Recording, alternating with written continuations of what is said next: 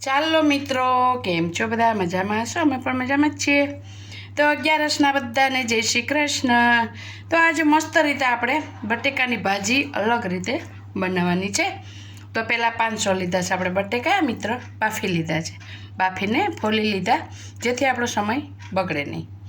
પછી લીધા છે આપણે ટામેટાં, મોટા પીસ લેવાના જેથી કરીને કોઈને ન ભાવે તો આપણે કાઢી શકીએ.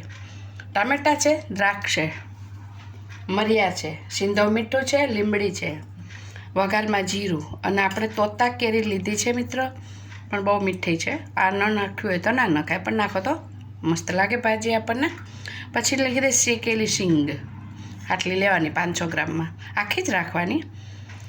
પછી લીધું છે લીંબુ પાણી મિત્ર, અને 1 ચમચી મોરસ. લીંબુ પાણી હોય એટલે આપણે 1 ચમચી મોરસ તો મિત્રો નાખવી જ પડે. અને શીંગ તેલમાં વઘારવાની છે. તો ચાલો આપણે ફટાફટ બટેકા છે ને મસ્ત રીતે મોટા પીસ કરીને સુધારી લઈએ અને પછી કરીએ વઘાર. આપણું તેલ મસ્ત રીતે આવી ગયું છે. તો હવે નાખવાનું છે આપણે જીરું અને આપણે નાખીશું કેરી. એકવાર મસ્ત રીતે તમે આ બનાવજો, એટલી મસ્ત બને છે ભાજી બટેકાની. મરિયા એટલે નાખવાના મિત્રો કે ગેસ ના થાય, કોઈને બટેકા નડતા હોય ને તો ગેસ ના થાય. નાખવાની લીમડી, આ રીતે મસ્ત રીતે ધીમા ગેસે શેકી લેવાનું. હવે નાખવાના છે ટમેટા, આ રીતે મસ્ત રીતે બનાવવાનું છે મિત્રો. હવે નાખીશું લીંબુ પાણી. 1 ચમચી જ લીધું છે. 500 ગ્રામ બટેકાની અંદર 1 ચમચી આપણે લીંબુ પાણી લીધું છે. 1 ચમચી લીધી છે મોરસ. મસ્ત રીતે હલાવી નાખવાનું. ગેસ ધીમો કરી દેવાનો જેથી કરીને ઉડે નહીં. અને હવે નાખશું સ્વાદ અનુસાર સિંધવ મીઠું. સુપર લાગે મિત્રો.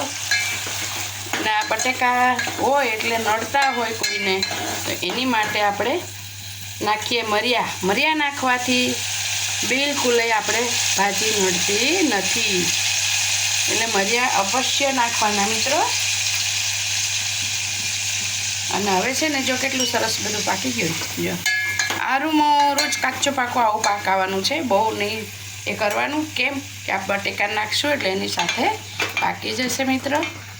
આ બટેકા થોડા આમ જે આપણે શાકમાં સુધારતા હોય ને એનાથી સહેજ જ મોટા લેવાના છે આપણે.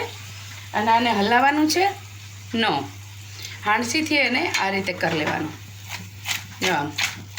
જેથી કરીને તમારું એકય ટામેટું ભાંગે નહીં અને મસ્ત થઈ જાય. જો આ રીતે હલાવવાનું. આ રીતે હલાવી લીધું મિત્ર. પછી આપણે નાખવાના છે મરી પાવડર નાખવાનો. આ રીતે મરી પાવડર નાખી દેવાનો મિત્રો. પછી ઉપર નાખવાના છે ધનિયા. લીલા ધાણા વગર તો બધું નકામું જ છે. અને આને ધીમો ગેસ કરીને મિત્ર આપણે ઓનલી 1 મિનિટ ઢાંકી રાખવાનું છે, જેથી કરીને આપણા ટમેટા અને બધો મસાલો મિક્સ થઈ જાય બટાકા સાથે. ચાલો આપણે ઉતારી લઈશું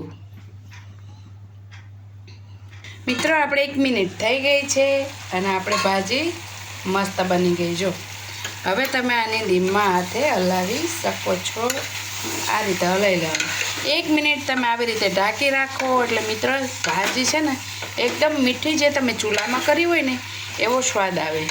ને મરિયાને નાખ્યા હોય એટલે ડાયાબિટીસવાળા શ્યોર ખાઈ શકે. મરિયા ગેસ વાયુ થવા દેતા નથી. તો હવે આપણે કરીશું સર્વ.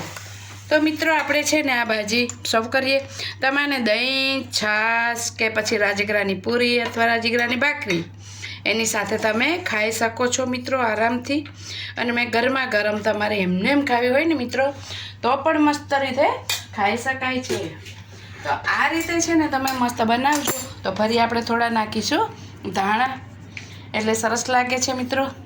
ધાણાનો સ્વાદ તો કંઈક ઓર જ હોય છે. તો આપણે આ રીતે બનાવવાની મિત્રો બટેકાની ભાજી. તો કેવી લાગી મિત્રો કહેજો. લાઈક, શેર અને સબસ્ક્રાઈબ મિત્રો કરવાનું ભૂલતા નહીં. અને શ્યોર તમે એકવાર બનાવજો. ડાયાબિટીસવાળા ખાઈ શકે છે, નો પ્રોબ્લેમ. કેમ કે મરિયા છે તો મરિયું બધું જ એ રીતે તમારું સર્વ કરી શકે. તો સર્વ મિત્રોને મારા જય શ્રી કૃષ્ણ.